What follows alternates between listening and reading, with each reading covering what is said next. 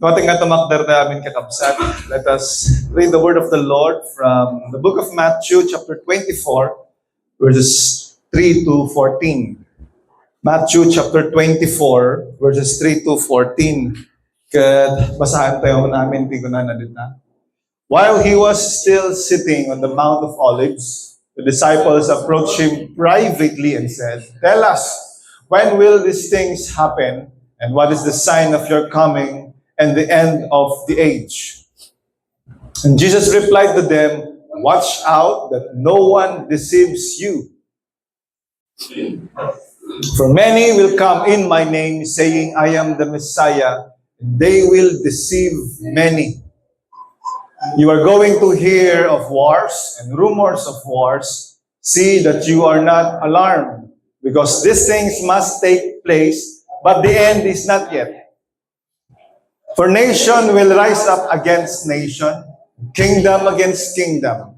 There will be famines and earthquakes in various places. All these events are the beginning of birth pains. Then they will hand you over for persecution. They will kill you. You will be hated by all nations because of my name.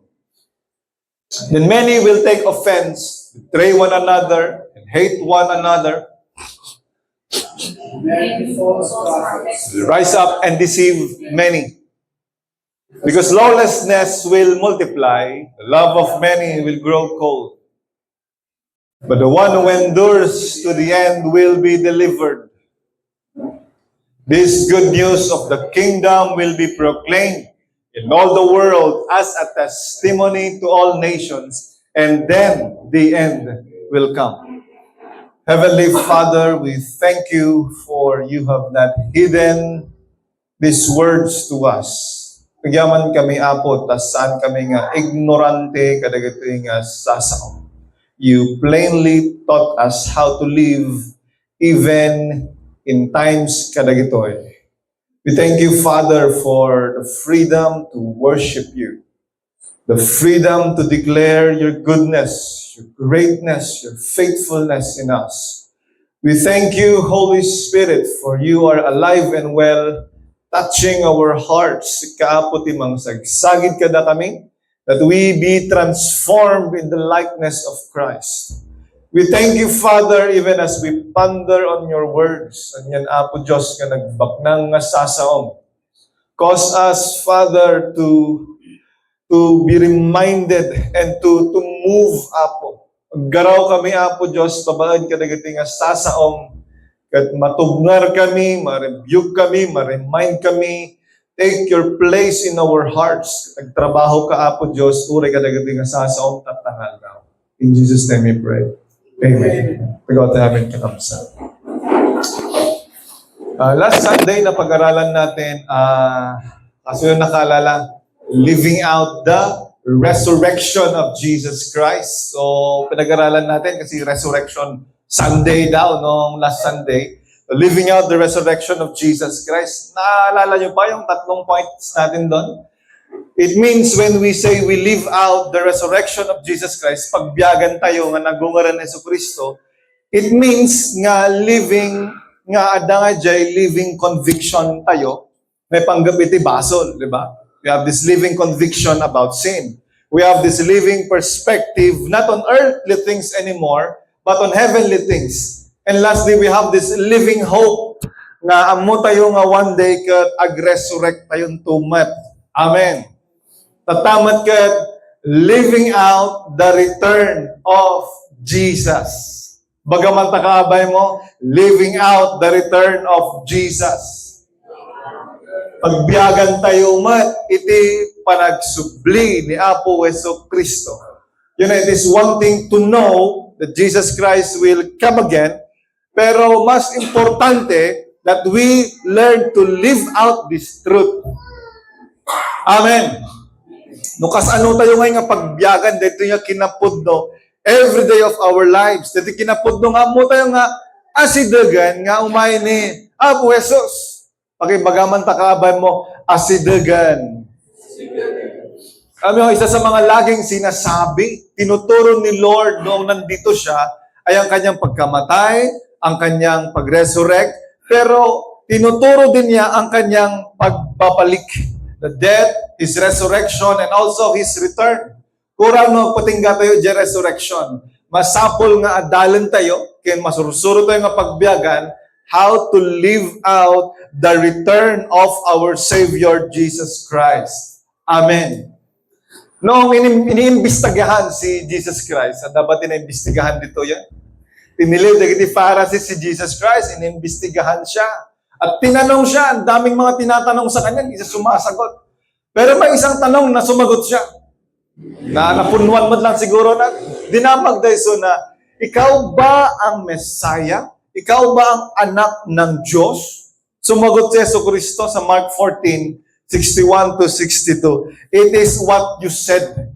And you will see the Son of Man coming in power. And you will see the clouds kat umay iti anak iti tao. Kunana. Kat kunana naging Pharisee, they tore their robes. Kat kunana, what testimony, what witness do we need to have? He speaks blasphemy. Kami na muda nga tituktukoyan na kat Daniel 7 nga na-prophesy nga the Son of Man will come, the Messiah will come from the clouds. Kat makita ti aming nga tao. I am, said Jesus, and all of you will see the Son of Man sitting at the right hand of the power and coming with the clouds of heaven. Subli na po Jesus. After the death, the resurrection of Jesus, nagpangato na Yesu Kristo, pinatotoo din ng mga angheles na muling darating si Yesu Kristo.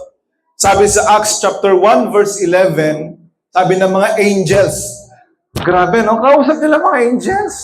May nakausap na pa ba dito ng anghel? Nakausap mo ng anghel? May nakausap pa ng anghel? Ako meron, si Pastor Angel Guillermo. Anghel kasi pangalan niya eh. Hindi, wala kasi dito si Mrs. ko. Pag kinakausap ko si Mrs. ko, feeling ko may anghel. Nang kadiliman. Anghel. Dati sa anghel nga katungtong. Sabi sa Acts chapter 1 verse 11, they said, Men of Galilee, men of HCIM. Ito yung gumamot niya. Why do you stand looking up into heaven? Pangado ni Jesus Christ yan This Jesus, who has been taken from you into heaven, will come, agsubli, in the same way that you have seen Him going into heaven. So, malasin tayo. Kasi agsubli suna as He is. Amen. Marami naman sa mga private tutorial ni Jesus Christ, sinasabi niya palagi sa mga disciples niya. Sinututor na nga, matayak to mag-resurrect ka. Na magsubliak to, lagi niyang sinasabi niya. Katulad sa John chapter 14, verse 3, I will come again. Hang kayo madanagan. Na madanagan na gijay disipulo na Bagaman nakabay mo, saan ka madanagan? Misama ka madanagan Ahan kayo madanagan. Mamati kayo kinaapo Diyos. Mamati kayo matlang kanya. I will go and prepare a place for you. If I go away and prepare a place for you, I will come back. Isa ni Jesus Christ, the original, I shall return ni MacArthur. Ni Jesus Christ, the original na niya. I will come back and receive you to myself so that where I am, you may be also. Amen. Dino ti ayan ko, ay gusto ko rin na nandun kayo. At magbasbasa kayo ti New Testament, magbasbasa kayo ti Biblia, almost every epistle, every letter of the apostles, adda dito nga tema, agsubli ni Apo Jesus. They all have this subject on the return of Jesus Christ. Ganon kabigat, ganon kahalaga, tong katotohanan na ito. Actually, the epistle of Thessalonians, deta the epistle nga talaga nga pinuro ni Apostle Paul, nga insuro nga, ipanagsubli na Apo Jesus. Gamin na amuan na nga adda, dagijay, mangiwarwaras nga, imayan ni Apo Jesus. So nga nagsurat isuna, kastoy di mapasama. Aging gana actually, the book of Revelation, dahito iti tema, Revelation chapter 1 verse 7, kuna ni Apo Jesus, basahan tayo amin kakabsat niya kunana. Look, He is coming with the clouds. See? Clouds. Si pagkapuan na po Jesus. Hanga kong kumporme. No, bagana nga na dyan kabarwa ng kamamati. Clouds ka rin bagana. Look, He is coming with the clouds. And every eye will see Him, including those who pierce Him, and all the families of the earth will mourn over Him. This is certain. Sigurado na ito eh. Amen. When you say Amen, Hebrew word mo lang data. Mangyari nawa. You are declaring it by faith nga when mapasamak data. Mangyayari yan when you say Amen. Di ba gamta kaabay mo, umayon na po Jesus. Dito'y second coming of the Lord Jesus Christ gamin kat. Ito nga iti fulfillment, kumbaga kat consummation of our faith. Dito'y iti realization, jay pamati nga, kinjay hope, or orayan tayo. It is also the fulfillment of the promises of the Lord Jesus Christ. Tay magbaga na nga umaisuna eh. Kat no mapasamak dito'y, ay kat, wow! We shall be with the Lord. Kat, importante launay nga maamuan tayo dito'y.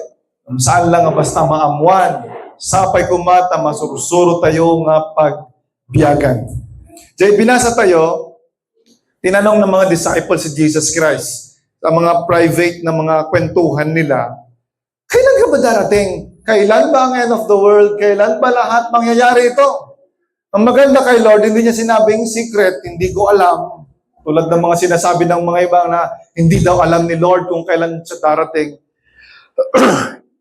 Hindi niya sinabing secret. Sa katunayan, dinetail niya. Detalye yung pagkakasabi niya kung ano yung mga mangyayari.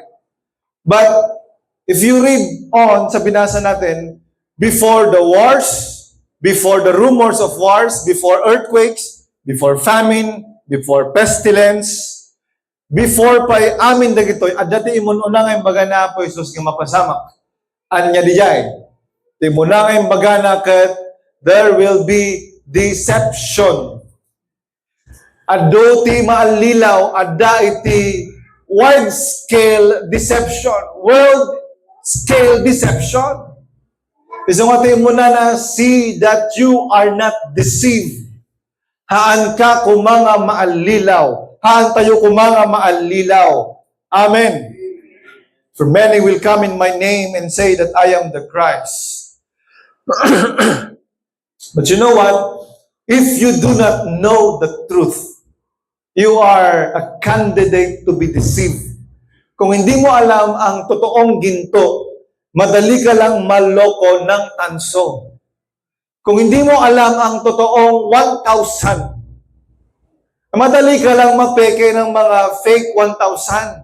Kung hindi nyo alam, tanungin nyo Sister Bina, may bunker tayo dito. Merong detailed na isuro na, no, kas ano nga mangkita iti fake wano genuine nga 1,000. You know din na 1,000 na dito eh. Awan sa awan. Barbariyahan ng pastor din na bati.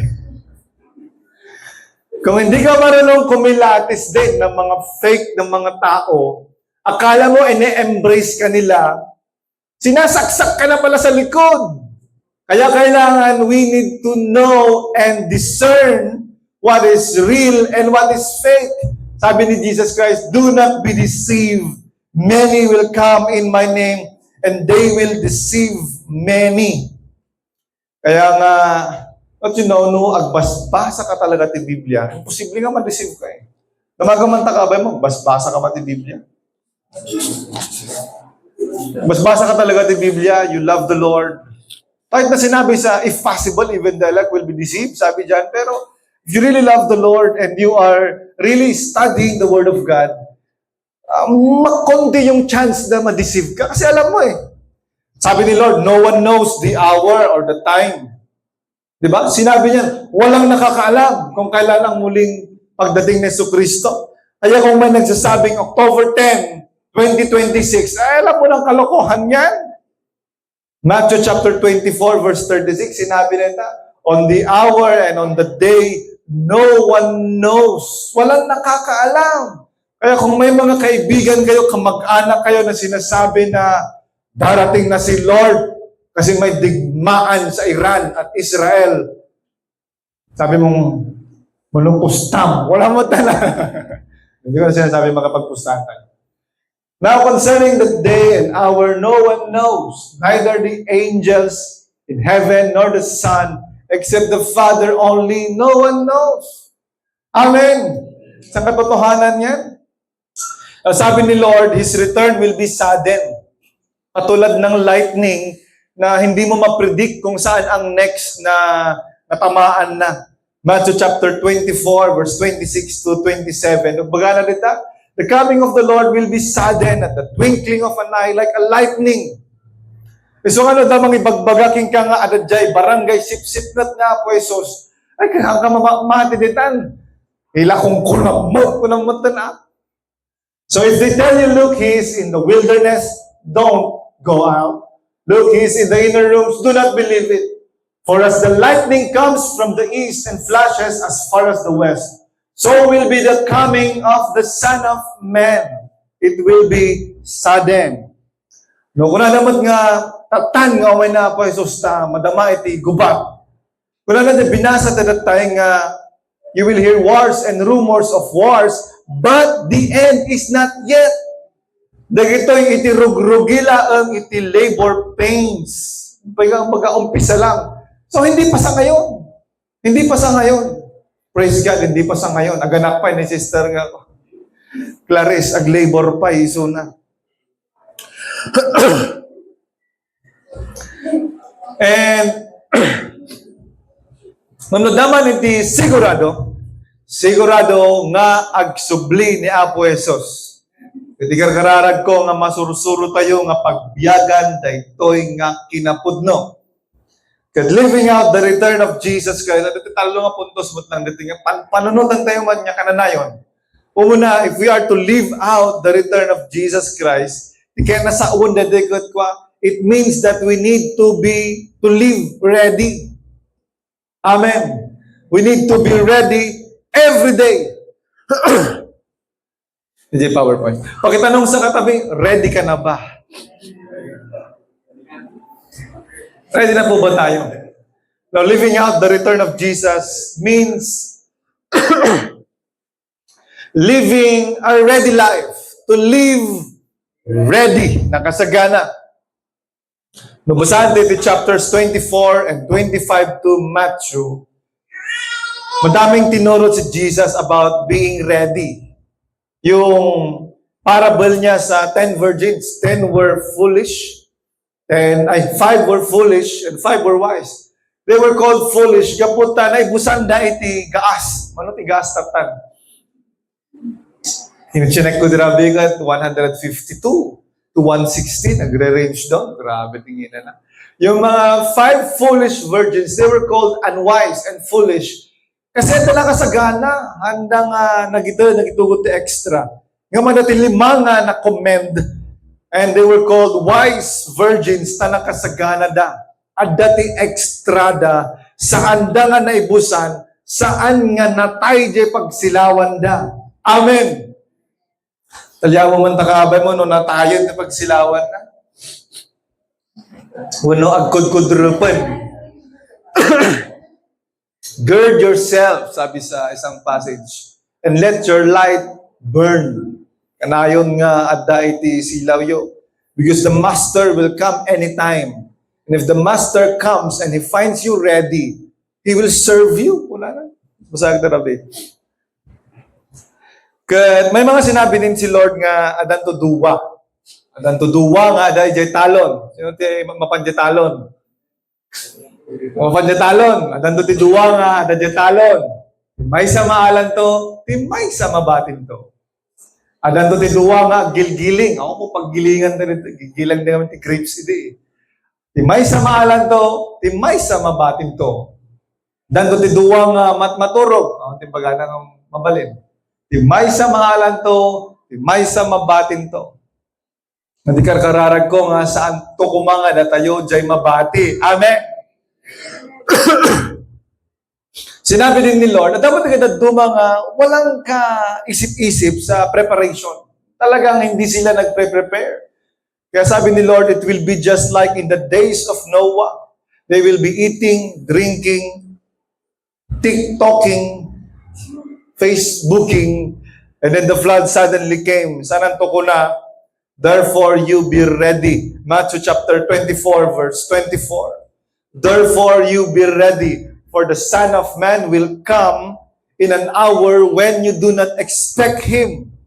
Grabe. At yung expectaran, di pa nagumay na po Jesus. 44.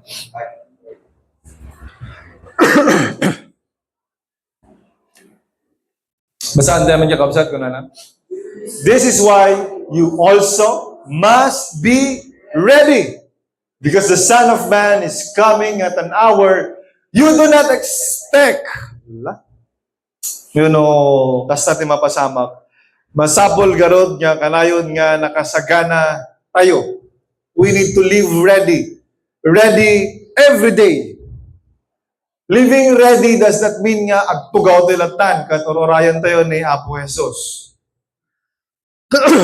Saan mo't lang ito, Jay, ngay last panic mode ka nga, last minute decision mo. Living ready is positioning your life in daily obedience. It is aligning yourself in the will of God every day. Amen. Jay, panagsagana tayo ka, balin nga lifestyle tayo, nga amo tayo, in everyday nga, agsagsagana tayo. Saan nga kasla nga unannounced quiz, nga nakasagana. Ano, quiz tayo. Kung na-desir ka, bigla nga, ruwar mo dagi libro, bir mo dagi notebook mo. Agraming ka, ang gana na mental block. Awanan na yung surat mo. Kasi saan ka nakasagana? Pero kung lifestyle mo ang nagre-review every night, ano bang estudyante nagre-review every night? Lifestyle mo na, nagre-review ko. Grabe. Nung time ng review namin, matindi. 2 months kaming linockdown sa Pamplona. Yun talaga, nagre-review kami every night. Pagkatapos magsalita yung reviewer, nagre-review ulit kami. Pagkatapos namin mag-exam, rine-review ulit namin yung mga answer namin. Sa gabi, nagre-review. Grabe. So nga, di nag-exam kami, 100% ka mga pimasa. J classroom niya, nag-review kami amin. Naka-ready kami ba? Anytime iti exam ka, naka-ready kami. Naka-review kami. Same is true with the lifestyle, aligning ourselves in daily obedience, daily aligning ourselves in the will of the Lord, nakasagana. Haan nga, Jekas lang, mabigla ka nga, alata na po yung susad. Pakisabi sa katabi, agsagana ka. You know, if you are thinking to fix your life later, you are thinking that you fix your relationships later, if you're thinking to surrender your life later, sakana. If you are thinking to make right with the Lord later, I'm pleading you today. This is the day of salvation. This is the day of restoration. Today is the day of forgiveness. Huwag mo nang ipagpaliban pa. Huwag mong hayaan matapos ang araw na ito na hindi mo pa inaayos ang buhay mo. Pag sabi sa katabi, umayos ka. Do not wait until tomorrow. Kaya nga sabi ng kanta, tomorrow might not come. Mabalbalakam tumatlaang sumurot kina Apo Jesus, agserbi kina Apo Diyos, agdayaw kina Apo Diyos, birokam, surutam, iso nakatan. Sapay ko every day of our lives, we seek, we prioritize, we pursue the presence of God in our lives. Tapno tikasta, ore anyang aldaw, anyang oras nga umay ni Apo Jesus, nakasagana tayo. Amen. Living out the return of Jesus. Nandiyan muna, we need to live ready. May kadua, we need to live renewed. Napabaro, mapapabaro. Baga tayo namin to live renewed. Naka-renew na kasi ako ng mayor's permit ko. May mga hindi pa ba naka-renew. Hanggang May 10 na lang. Live renewed. Napabaro, mapapabaro. You know, gravity, spiritual decay, tatanga panawan. Grabe.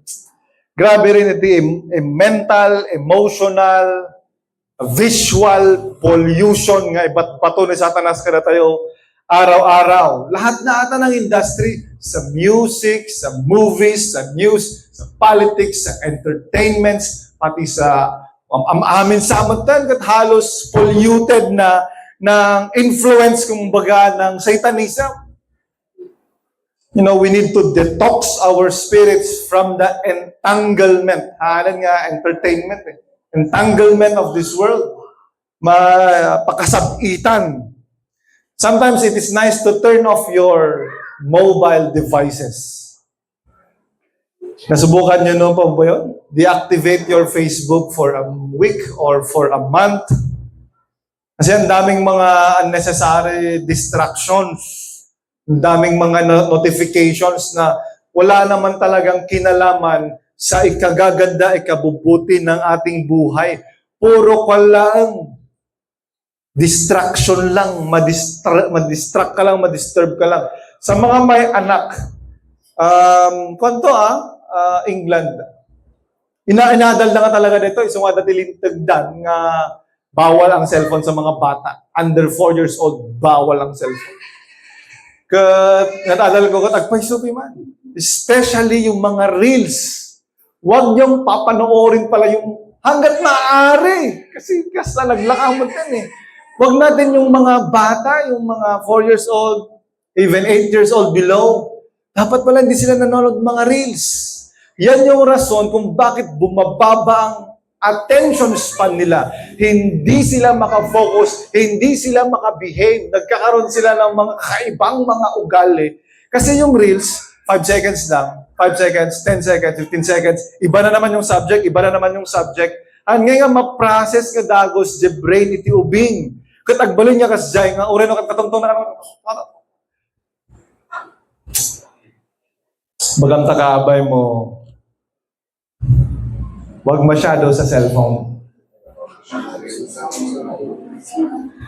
Especially sa mga kids. Ado nga amang iti distraction. Karon no hanggang disiplinado iti oras mo, disiplinado iti panag-scroll mo, awanan na ibusan ti may saldaw mo, kaka-scroll dito nga cellphone.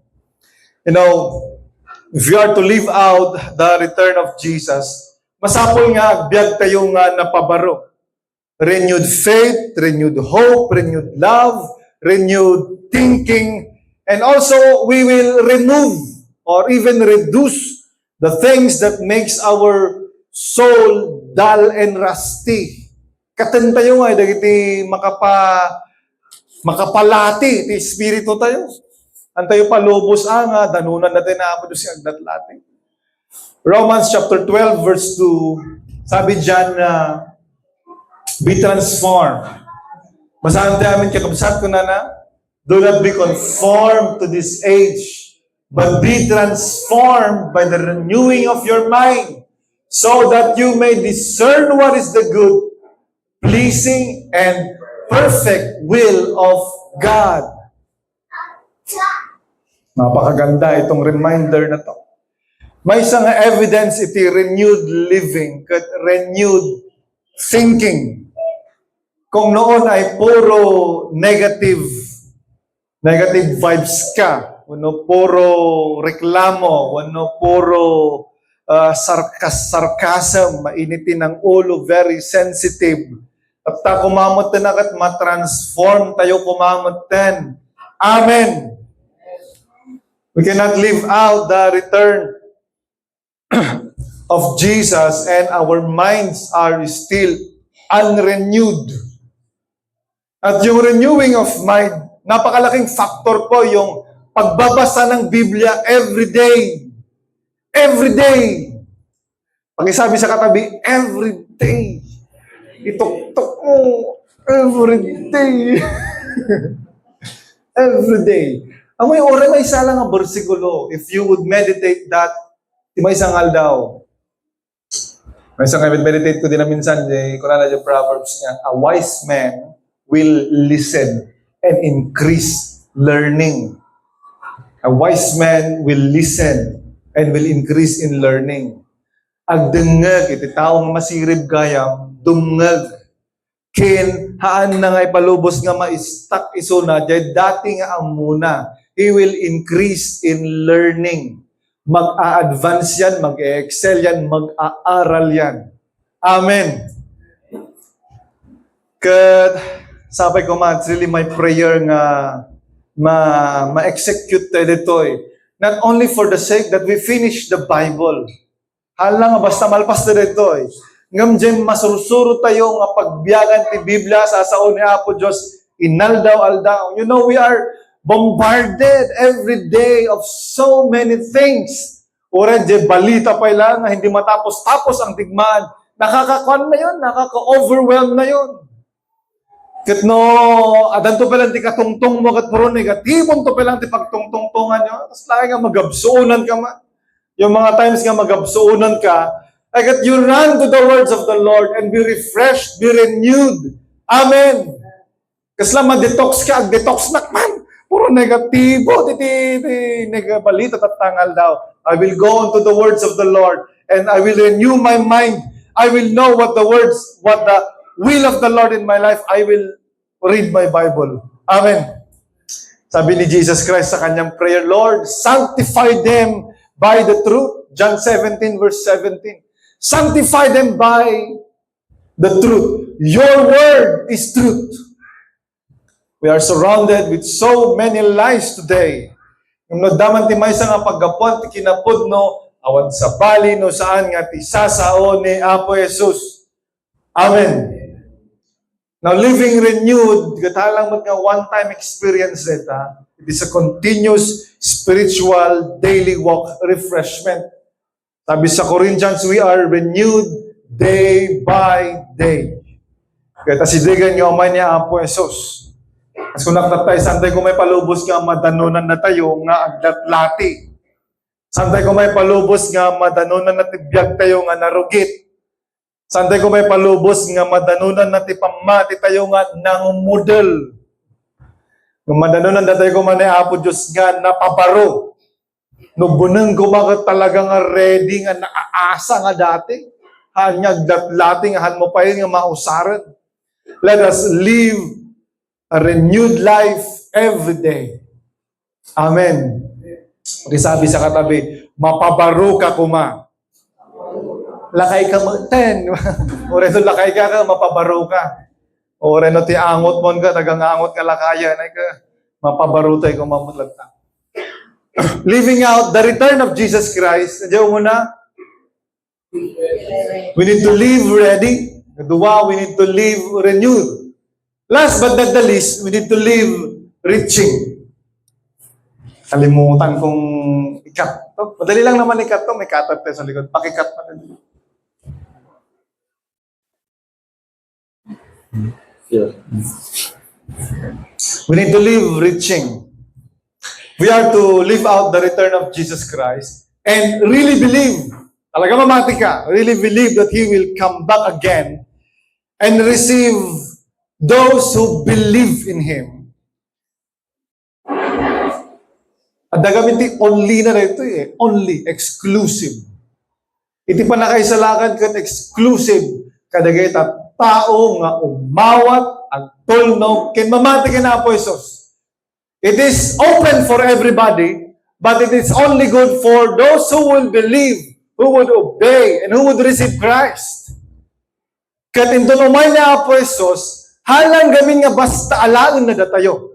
He will judge those who are left out. And if this is the case, kat masapol garoda nga ag-reach out tayo. We reach out to our families, to our friends, to our loved ones. Amen. Yan ang sabi sa 2 Thessalonians 1:7-8. He will come again, He will receive us, but He will vengeance petinusarganta. Afflict those. And to reward with rest you who are afflicted along with us. This will take place at the revelation of the Lord Jesus from heaven with His powerful angels. Pero merong isang verse, taking vengeance with flaming fire on those who don't know God and on those who don't obey the gospel of our Lord Jesus Christ. Para sa mga panunutan, sino sa mga katrabaho mo ang alam mong wala pa talaga, wala sa kokote niya ang pagsiserve, pag-receive, paniniwala sa Diyos. You know, if Jesus is really coming back, silence is not an option. Ulitin mo na. If Jesus is really coming back, silence is not an option. Sipin mo yung mga mahal mo sa buhay, mga kapatid mo, mga anak mo. So, wala ito, ubing ko, wala na ubing na pala ka, trugrugyak ka talaga na kita. Alam nyo ba kung paano pumunta sa langit? Do you know the way to heaven? Kura ubing na, trugrugyak isuda. Silence is not an option. But you know, I am saying this to you, but I want to say this to myself. May mga time kasi na may opportunity, may prompting na i-share ko ang gospel sa isang kaibigan, isang friend, pero hindi ko ginawa, hindi ako nag-initiate. Tulad nung last week ato, may friend ako dito na nagpa-car wash. May time naman ako, may opportunity ako na, kasi matagal yung papa-car wash niya eh.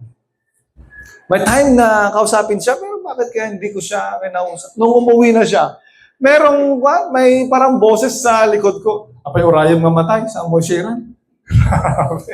Grabe naman yung bulong ni Lord. Medyo makonconvictar talaga. Ay urayang ay nga matay.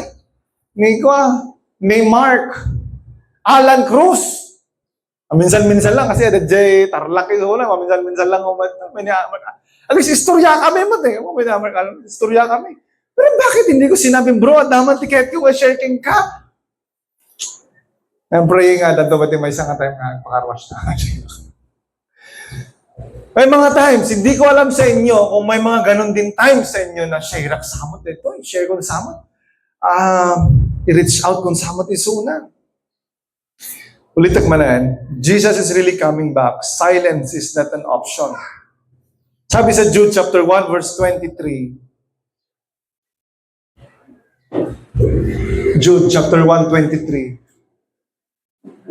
Save others. Basahan tayo kakabsat, ako na. Save others by snatching them from the fire. On others, have mercy and fear, hating even the garment defiled by the flesh. Save others by snatching them from the fire. Save your friends by reaching out to them. You reach out to them, bro. Amo ko na taturungan, makakirno datan. There should be an attitude of urgency in us. Let us reach out with urgency. Mayat ko man ang awanti impyerno. Namadamot gamin. That's why let us not be passive for the return of Jesus. Let us live reaching others for Jesus. Dahito iti mission tayo. Hala nga mission iti pastor, elders, leaders ti simbahan. Mission to ng buong church. Mission to ng bawat Kristiyano. You know, every believer is a missionary. Bagaksaday to yan. And every unbeliever is a mission field. Hamong masapol nga mapan niya Zimbabwe. Tapno mapangag mission. In the circle of friends mo pa lang, ang dami nang hindi nakakakilala kay Lord dyan. Sa office pa lang, ang dami nang hindi nakakilala kay Lord. Pakisabi sa katabi, just reach out.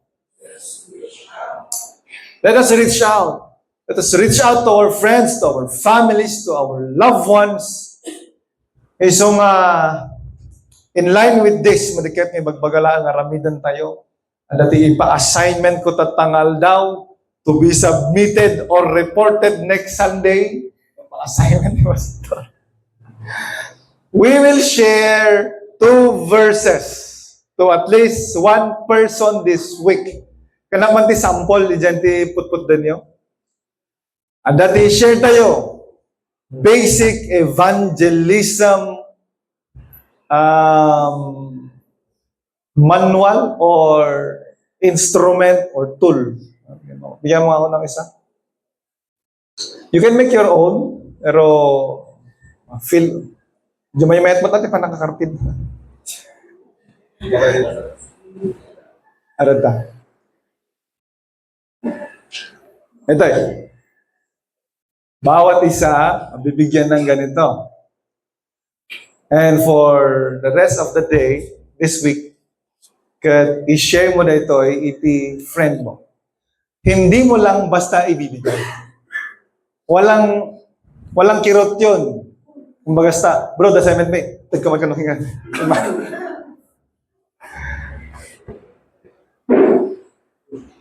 Yan. Ito yung duwa nga versikulo. Kompleto dito yan. Kompleto dito if you are really intentional in sharing the gospel to your friends.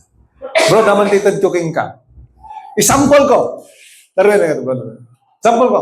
Tapno, awan ti makuna yung handa matin suro ka na kami. Bro, naman ti itad tuking ka. Ada assignment ni. Assignment ba di church? Ore, sa rin nung nakasdayan ti Rugina, tapno, hanggang nga, pabutbuting mo kasano katangay baga. May mga time kasi na parang gano'n, natatakot ka na sabihin, kasano nga initiate, bro, dati assignment ni, tatype ko nga ibaga. Dati pa-assignment ni pastor nga, 2 verses nga i-share me. Ita. 2 nga verse na ita. Pero let me share it to you. Okay lang? The time mo? Yeah. Tadalas ka ha? Mabayag pa dyan pilid. Mabayag pa. Sige. Let's share ko. The thing of verse found in Romans 6:23. Ang sabi dyan, for the wages of sin is death, but the gift of God is eternal life through Jesus Christ. Hindi mo kailangan maging expert o sobrang galing. You just walk them through the Word. Ano daw ang wages ng kasalanan? Kamatayan. Pagansaram yun ang puro sikat sa pagansaram. Iba kasi pag silang sasagot, pagansaram. Anya, hindi ko na nadita. Ano daw yung kabayaran ng kasalanan? Anya, it is wildo, iti basol. Ano ang kabayaran niya? Death, it is death. But praise God. At dating regalo ni Apo Diyos. The gift of God is eternal life through Jesus Christ. It is not through religion. It is not through our good works. It is all through Jesus Christ. I-emphasize tayo at ipanakay sa lakad kat gapukin ni Apo Jesus. Amen. Nawatan na din mapaka the next verse. The next verse. Ito muna lang God demonstrate His own love towards us. That while we were still sinners, going into death, while we were still sinners, walking into the pathway of hell, Christ died for us. That is why it is all through Jesus Christ. Because it is Jesus who died for you and for me to pay the... Hamon niya kasi ako, sermon mo dito yun. Sermon mo dito. Nami-emphasize mo nga kasi dyan. It is through Jesus Christ. He's the one who died on the cross for us. May namatay para sa ating kasalanan. Walang iba kung hindi si Kristo. And napakabuti ang Diyos. Kasi nga ngayon buhay pa tayo. We have this opportunity to believe in the Lord, to receive the Lord, to worship the Lord, to walk with the Lord, to follow the Lord. Would you like to follow the Lord Jesus Christ today? Unang sa bagong pastor ko na ito, Bro Darwin, pastor ko na pastor ko na ito, kada kayo. Okay lang. May pastor, di ba kada tayo, kaysa dyan. Magkukusit ka na talaga. Pastor, saan mo ako kanina? Would you like to follow the Lord Jesus Christ? Would you like to believe, surrender? Yung totoo. Kasi pwedeng head knowledge lang eh. Wala na to. Okay lang ba pag-pray ko si ka? Wala pa akong siniran na hindi. Pray na. Pag-pray mo. Or kung feeling mo mariknang mo din tayo. Because